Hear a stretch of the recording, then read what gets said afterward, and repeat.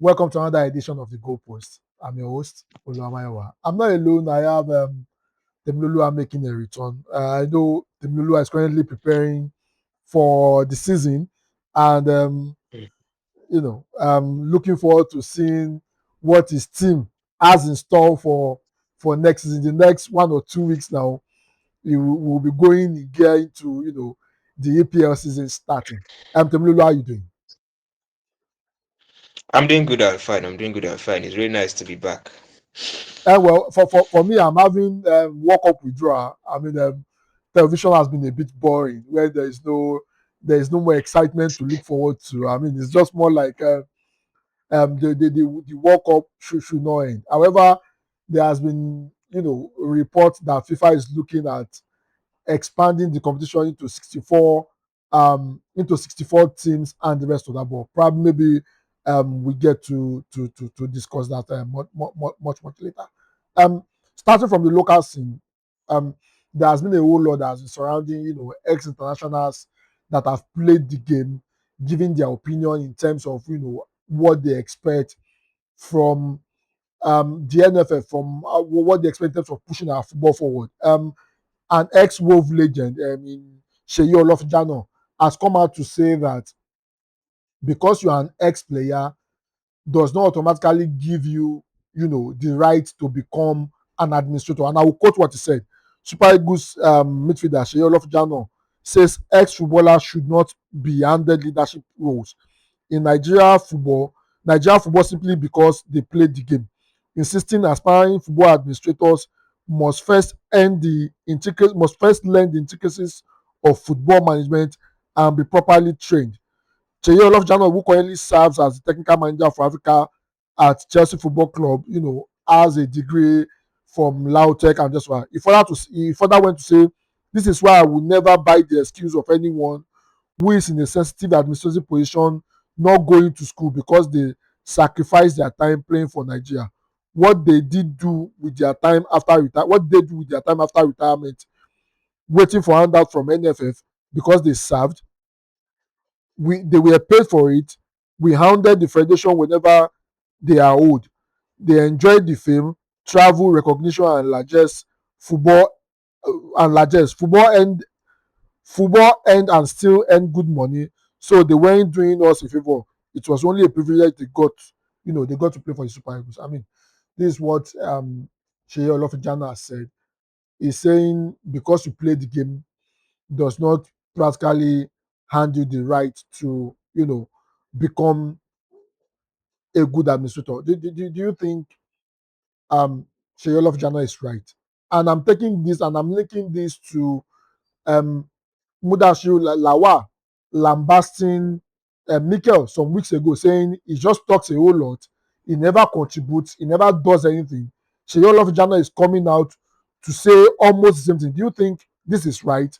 Or do you think somebody who has played the game, who has seen how things are run, it's for example a JJ Okocha, I don't think he would necessarily need a university degree to be able to run the NFF because he has played football at the highest level, and they could probably bring the influence into the Nigerian Federation. What do you think about this? Okay, so I think Olofijano is right. You understand, considering the fact that he's a former player and he has seen how things work. You see, the problem we have in this part of the world is that once we don't really check competence. We only just check maybe if this person fits our narrative and then we use them. And that is a problem. You understand? And in Africa here, we tend to want to push our legends to become administrators in our football association, and it doesn't work that way. I have to be completely honest that I was one of those people that do advocate for former legends, you understand, taking up these administrative positions. But since when I saw the way Samuel Eto'o handled the Cameroon FA, I, to be honest with you, I had a change of mind because there was high expectation from somebody who is the only player in the history of football to have won back-to-back European treble. You understand? So coming into Cameroon, I expected a breath of fresh air. In fact, I expected Cameroon to be the Morocco of Africa. You understand? The black Morocco. You understand? In terms of standard of how they play or how things are, but it hasn't turned out right. You understand? So he just directs to what Mr. Olofijano said, that you know what, being an ex-footballer doesn't guarantee it is not even a yardstick, you understand, for you to be in that position. You have people studying sports science, you have people, they just go and study. You understand? If most of the footballers now, at least some of the footballers, are going to Harvard University to get degrees. You understand? To get degrees in sports management, you understand, and things like that. So all of those things, the administrative part is different from on-field affairs. Hmm.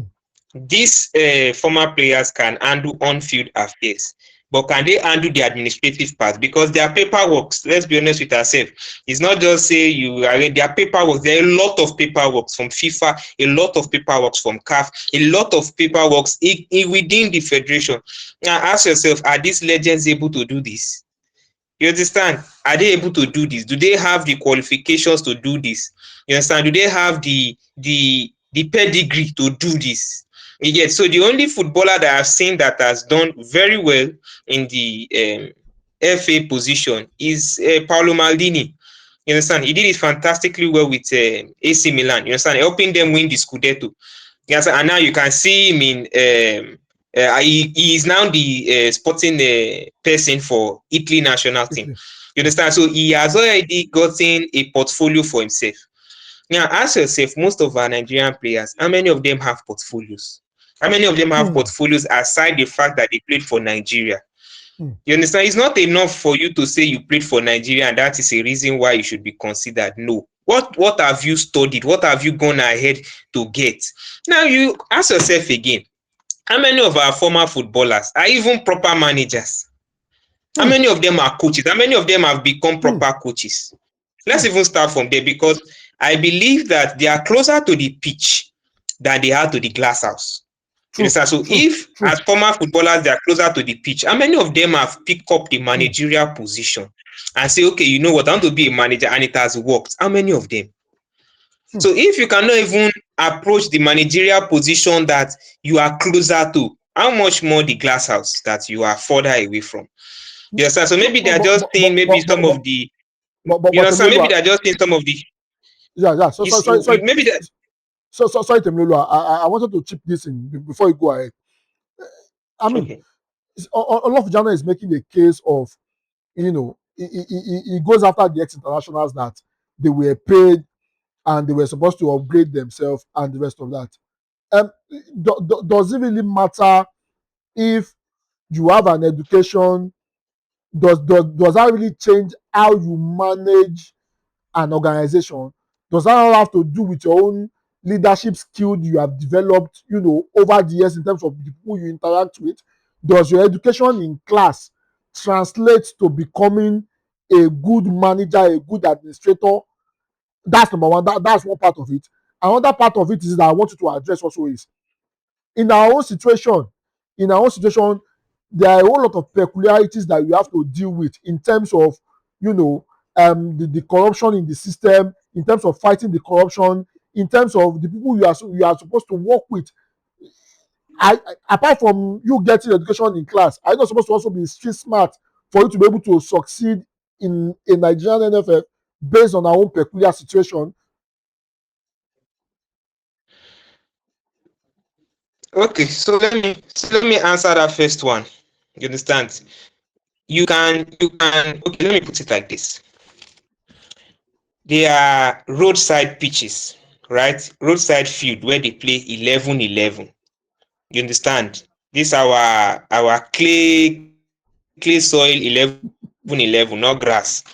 So some of these players have coaches. You understand? Our grassroots, they have coaches that will tell them set up, do everything. But for that coach, you understand, coachy, that the way they call them by the roadside, for that coachy, you understand, to coach, for that coachy to coach an elite club, he has to go through a process. True. You understand? He has to go through a process, a study process. It's not because he's not going through that process because he doesn't know the work or because he doesn't have tactics. No, he's going through the process, you understand, to get core information, you understand, about what surrounds the nature of being a proper manager, not a coach now. Do you understand what I'm saying now? Yeah, I get what you're So saying. it is moving from level A to level B. He has the tactical awareness, you understand? He has the player relation, you understand? He has the player development skills, he has everything, you understand? But now he is moving to a bigger scale club. So he has to get license. And now that club identifies his potential. But the club now tells him, you know what? You don't have a license. That license tells us that you are more than competent and capable. That license tells us that you know the pros and cons of this position. So because you do not have this license, you are not qualified. Now, back to your question now. Now, let's now put it into play. You are a former footballer. You understand? You played for the country. You've done everything. Now, one of the problems that we even have with our former footballers is they do not plan their retirement, which is very disturbing. And I think that is another That's true. conversation for another day. That's true. But if they had planned their retirement, they would have gone ahead, you understand, to make administrative studies. Those administrative studies now, you will now say, okay, you know what, in the nearest future, I think, was it not Trust Ekong that was interviewed of late, you understand, that he said he might be interested in maybe in an higher position. So he has a picture now, you understand, that, okay, he might be interested. So now what does he do towards it? He studies towards it, get all the necessary license, get all the necessary exposures. You understand? So from there now, when the opening now comes, when the opportunity comes, you understand, he will now table his portfolio, you understand, and his profile. Say, you know what, I've gone to so school, you understand, I've done this project, you understand.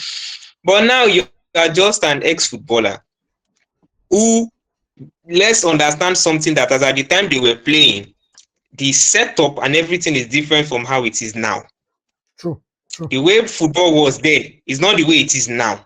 True. You can see new rules, you understand, you can see strict rules, you can see the way things have changed, things have evolved.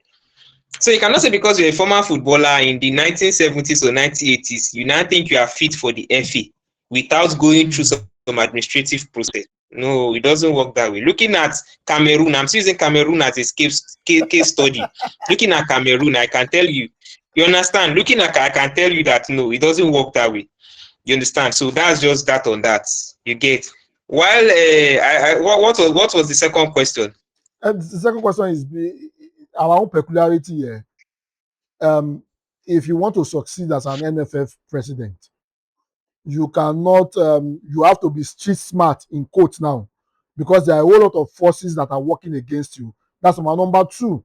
The NFF is not even in control of football. There's a sport commission that you have to bow to before you can get a whole lot of things done. There are some decisions that even the NFF chairman cannot make. So how do you navigate that? Because all these things, there are factors that goes a long way in, in contributing into whether you succeed as an FA president or not. Okay, so I've heard that, and we'll still direct it back to school.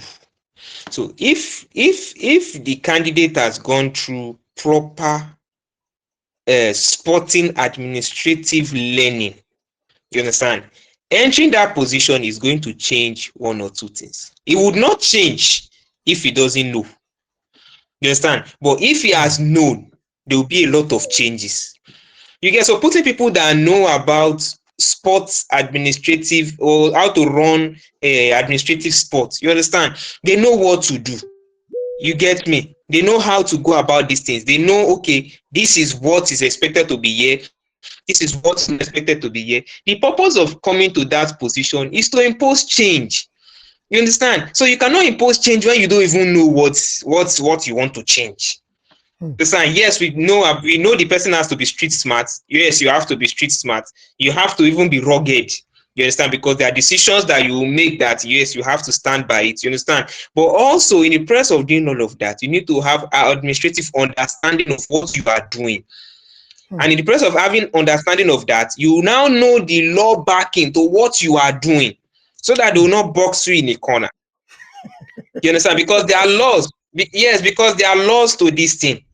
You understand? So even when you want to sign the contract, based on your administrative knowledge, you understand, you know what to put inside the contract to side you, to be on your side, to have your backing. That is one bitter truth about it.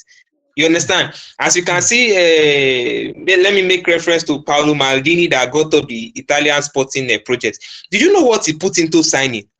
That anything that I say, anything that I do is final. Even if it is your favorite that I say I don't want, that is final. You understand? He found a way to put it inside, and now you can see. He said they had conversations with Pep Guardiola and Carlo Ancelotti about the Italian position. You understand? So if you have that administrative knowledge, you know how, plus being street smart and being rugged, you would impose that change that would actually favor you. You understand? So that is why getting the administrative knowledge is very, very paramount. You cannot say because you're a former footballer, you know how they used to massage your leg. You do not now go through the process. You do not now go through the training. You now carry prayer leg and you start to massage it. No, it doesn't work. You cannot say because you are a former footballer, you've been around physiotherapists, you understand, you know how they do it without license. You now say you want to go there. No. It's even funny that physiotherapists, they have license, level 1, level 2, level 3, level 4, level 5. You understand? So these people have level. You get, it's not just to massage leg. Anybody can do it. You understand? But that license only tells you that, you know what, these people have studied the triceps of your leg. You understand? They've studied the muscles in your body, and they know where to smoothing and where not to smoothing. That's just what schooling does. You understand? So if they plan for their retirement, like I said, which is another discussion, if they had planned for their retirement, these things like this would not even have been an issue. We should have luxury of players to select from. Now you ask yourself, who are the former players that we can actually appoint and we can beat our chest that they will do the job? Somebody like Okocha, he doesn't even look interested in the position. True. He has planned his retirement, and I'm sure part of his retirement doesn't even involve FA. You understand? That's it. He has planned his retirement, and you can see the way he's enjoying himself, traveling Germany you understand? So he has planned his retirement. And if you see somebody like Kano too, I don't think Kano is interested in that position. From the way his retirement has been, I don't think he's interested in that position. You understand? So who are the people now that you now want to bring that will bring the change? You understand it? So whoever is going to come in, if you don't have the name, have the certificate. If you even have the name, go and get the certificate. Thank you.